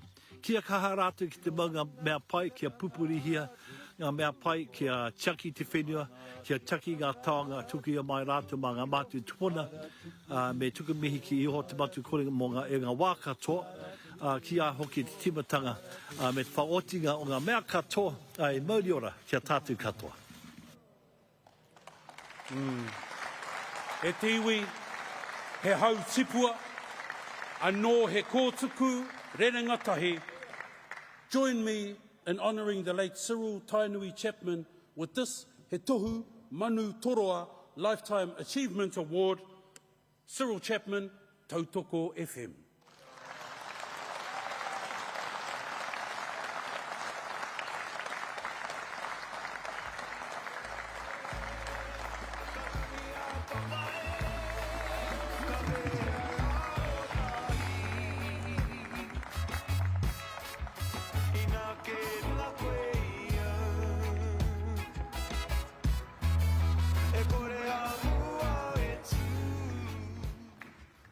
Tēnā tātou, e te whānau katoa ko hiuhi mai nei.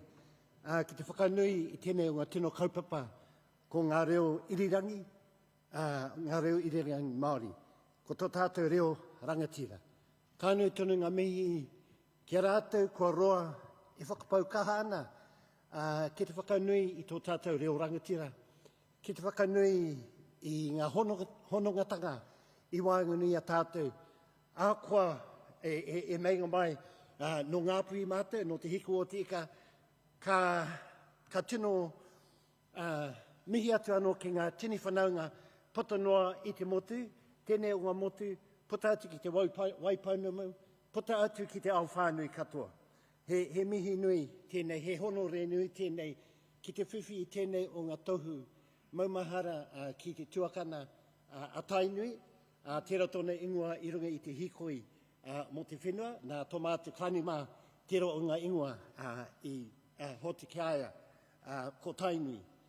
He hononga anō tērā i wānguni a mātou o te kāinga me ngā whanaunga o tainui.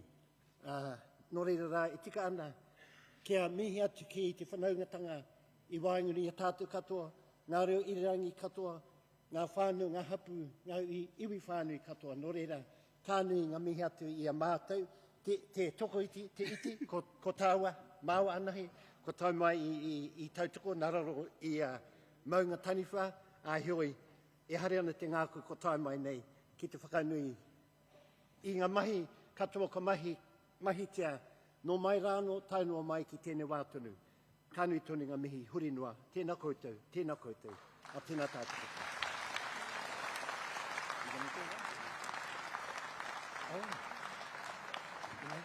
Mai, we're going to break the rules tonight. He karanga tēnei, koutou o te taitokero, hara mai ki te waiata, te taitokero, ngā pua wai o ngā puhi.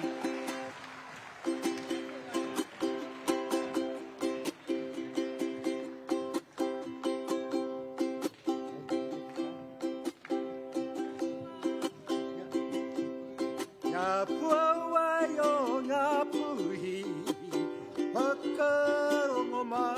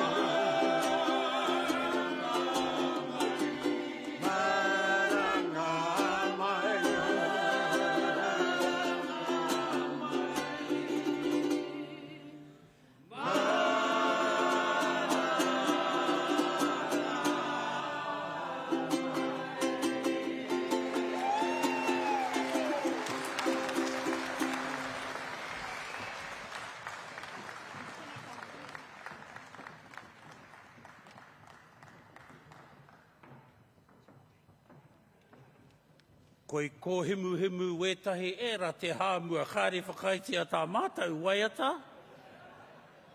Ko te hunga mate tērā. Kei te hunga mate o rātou ture. Ei, me mea ka tohu mai, a siru, me waiata. Ka pai? Ka pai. All right, whānau, this next award is the one decided by you, the people. Yeah. And I entered this one. See what the people think of me, I am. The People's Choice Award celebrates the station, show or personality that's captured the hearts of listeners right across the motu. It's about connection. Those voices that make you laugh on the way to mahi, play your favourite tunes and keep our reo and our stories alive every single day.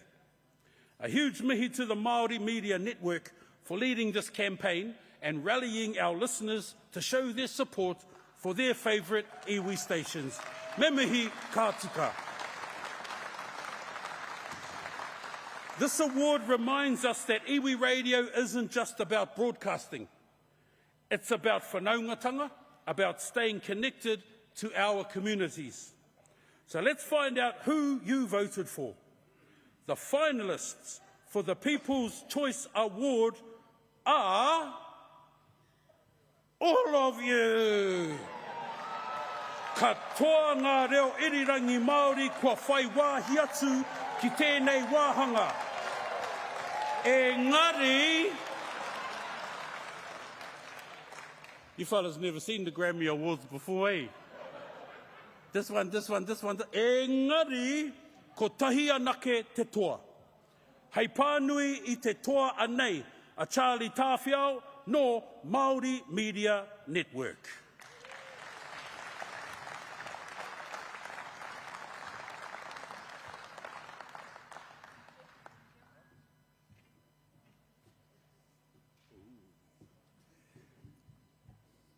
Tēnā rā tātou. This is scarier than I thought.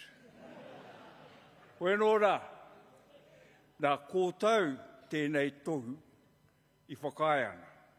Me nā kore kōtau e whakaiana ki taku kōrero, kei a kōtau. But before that, I just want to make a couple of just brief commercial announcements. First of all, this is the 25th year for Māori Media Network. It has only been able to survive because of your support. But also, we're very pleased to have along with us the team from whānau Ora, who have been probably our biggest supporters over the last 10 years. Nō reira, kei te mihi atu kia kōtau o whānau Ora. Nā te mea, ka ora ai te whānau, ka ora te reo. Ka ora ai te reo, ka ora ai te iwi Māori. Hoi nō ra, back to the business. The winner of People's Choice Award, supported by Māori Media Network, is Tūranga FM.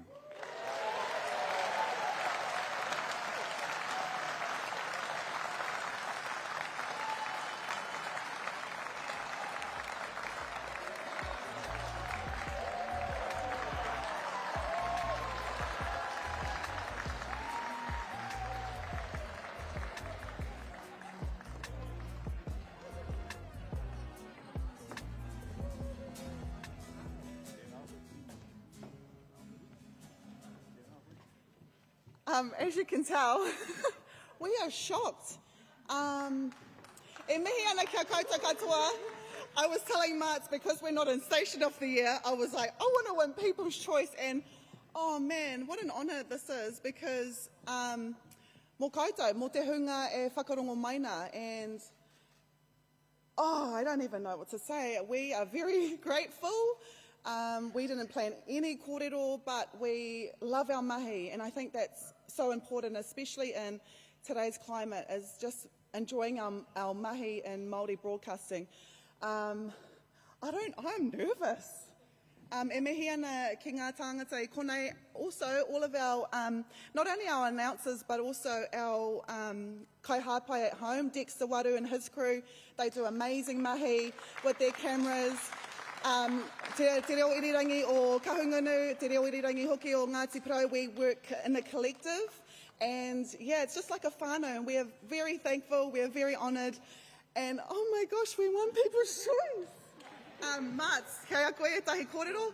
I feel like, you know, I'm used to being silly, so mā tai e kōrero. Kia ora tātou. Hei whakakapi te wāhanga kia mātou. E tikana kia rere ngā mihi ki ngā iwi o tūranga, kia rongo whakaata kia ngai tā manuhiri, o tira kia te aitanga māhaki. Ko mātou kei te whakakanuhi I a rātou. Ka mutu he nui ngā whanaunga kei tā wāhi e noho ana, e tūhono mai ana, mā te ipurangi, mā whare kōrero, Peter Lucas, koutou ko te hiku, nā koutou tērā, taupāanga. Hea te taupāanga e kare mā? Whare kōrero. Hoki ki ngā kupu a Nani Bubu rau ko Juju, kupu hou, kei whea mai. Nā reira, kua kōrero tia te whakawhanaketanga o tō tātou nei ao. Te tāia te aha, ne. Nā reira, he waimari e no mātou, tikana ngā kōrero a rāhia, ko tōia mai, ko te hangarau ko ngā kāmera ki roto I te taiwhanga, kia pai ai tā mātou pāho atu, ki o mātou whanaunga kei tā wāhi. E rongo nei I te mate aone. Kia ora waku whanauna o tūhoi. Hoeno, me mutu waku pahu I konei. Nei rā mātou e mihi atu ana kia kūta katoa, kia ora tātou.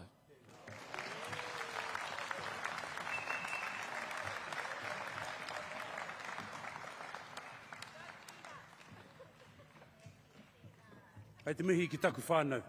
And you know how I said I entered? I'm from Gisborne. I also won.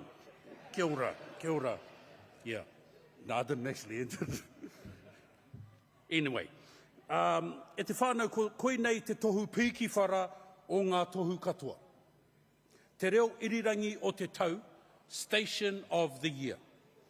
This award recognises overall excellence, celebrating the team that has gone above and beyond in every aspect of Iwi Radio. Ahakoa e mōhio ana tātou he orite te kaha te ngākau me te mahi a ngā reo irirangi katoa e rua te kaumātahi puta noi te motu. Kua tau tēnei tohu ki te teihana, kua piki ake ki runga ake I te toenga. Mā tō rātau ngākau nui, pau te kaha, te manawa nui me te ura wātu ki te kaupapa. These finalists embody the very best of Iwi Radio. The storytellers, the connectors, the heartbeat of their communities. Nā reira e te whānau, the top 3 finalists for the Te Māngai Pāho Station of the Year are Te Ohanga Pipi Wharaurua Station of the Year Award. Ko ngā whiringa toa, Ngāti Hine FM. He puke, he rangatira, Ngāti Hine FM. It is Ngāti Hine FM, it is Eare Mara, Morena Te Iwi. Te Hiku Media. Ma te haka huki I te reo ngā kaumātua ki roto I a tātou, ka tino tika I tō tātou reo. Tūmeke FM. E hia kai ana koe? Go set the nets or throw out a line. Living our best lives here in Mātātua. Tūmeke 96.9.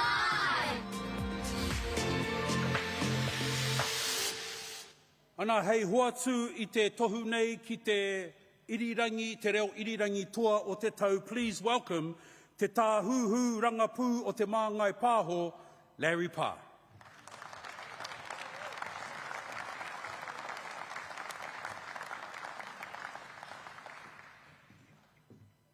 Tēnā rā tātou. Tēnā rā tātou ku whakarau I ka mai I raramaru o tēnei whare I te pōnei. Ngāti Kahunu, me mi ki a koutou kātika. He roa te wā, tētai e tātou te hui pēnei nā. Nō reira, ki a koutou, ngā reo irirangi o te motu, te whakaruru hau, I kohi ai I koutou, tēnā koutou, tēnā koutou, tēnā ra tātou. I'm presenting this award, Te Ohanga Pipi Wharauroa, and for the Station of the Year. All night I've been sitting down there and watching people struggle to open the envelope to get the... Kei konei. Ko te toa ihu waka, ko Tūmeke FM.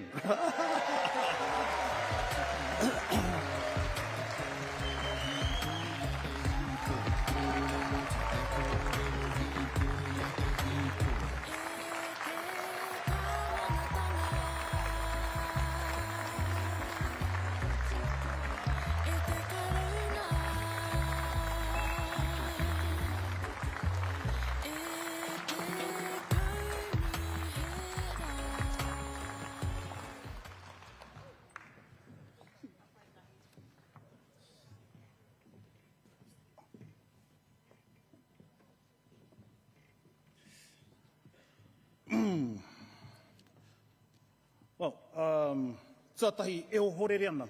E o horere ana I te mea nā whakahua a te hiku, nā te hine, hirahira katoa wā koutou nā mahi, aero totoni nā mahi whakapāho, kamuti nā reo irirangi Māori katoa. E kua kite kua rono anoi wā koutou nā mahi, hirahira katoa, nō reira o horere ana te kia whakawhiwhia tēnei kia mātou tūmeke, anō. Mai mahara I te... Mai mahara I te 2018, tētahi o nā tāna, whakaaro ake, kua mutu, kua pau, wā tīmatara te poro haurangi. Mea wāke, ka karanahia mai, Station of the Year, Tūmeke FM. Ma te rā tēnei Māori te tarai ki te kōrero ia I poro haurangi ana. Nō reira, pai nāne, kore poro haurangi, tare ka anō te kōrero. Koe no, e mihi ana I tēnei whiwhina nui. Heoi, anō, kia hoki anō waku kōrero I te 2018, ko tō tātou reo Māori tonu te toa. Tō tātou nei reo Māori te toa whakaihu waka, nā kōrero a pira, kia kaua tō tātou reo e naro noa, e mimi hanoa pēnei tonu I te mua. Engari ki te nei au a wetahi a Pākeha I tā wāhi, kai te hia ki te whakaora tonu I te mua. Nō reira, tērā pēr, he tohu pēr kaora mai anō te mua. Ko te reo Māori, kaora ake, hai nā tau te kau, 5 te kau, ko tahi rau tau rānei. Nō reira, he whiwhina nui tēnei, nō reira, he kōrero anō. Are he waiatai mai konei, nō reira, ina tonu I tēnā koutou, tēnā tātou katoa.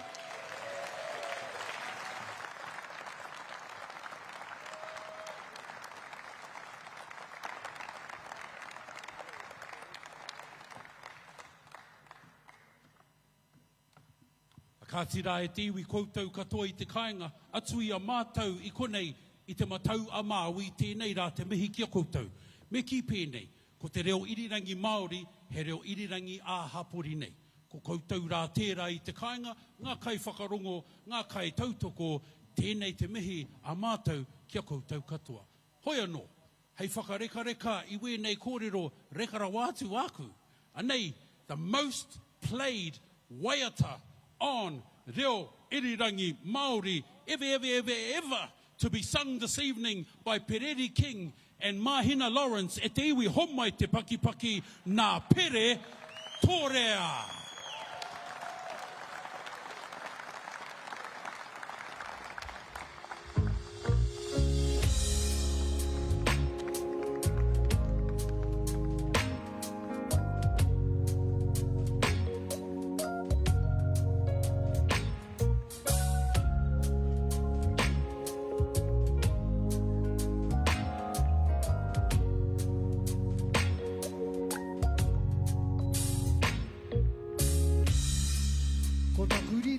ko te tōrea kārere kotopa. Ki runga e tauiho ki te tāuna, ki te keri I te pātaka. Ahine mo ana. Tai tu, tai pari, he puto noi o te wā.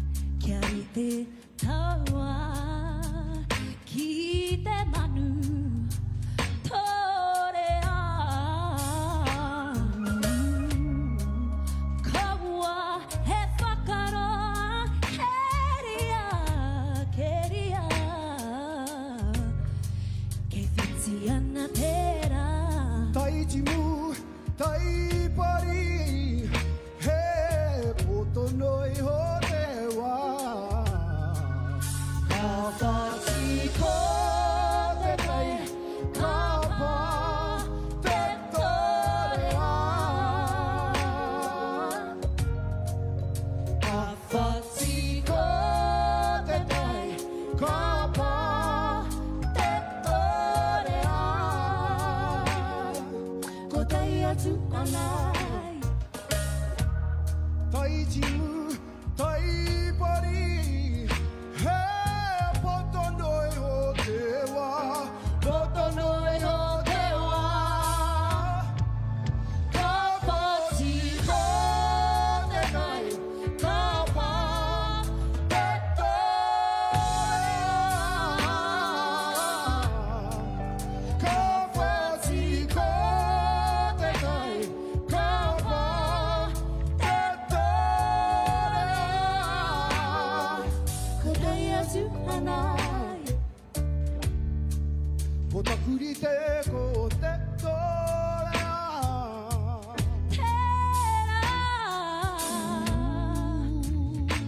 Keri, keri a. Kei whiti ana te rā. Kei whiti ana te rā. Ko takuri te ko te torea. Ka rere, ka topa.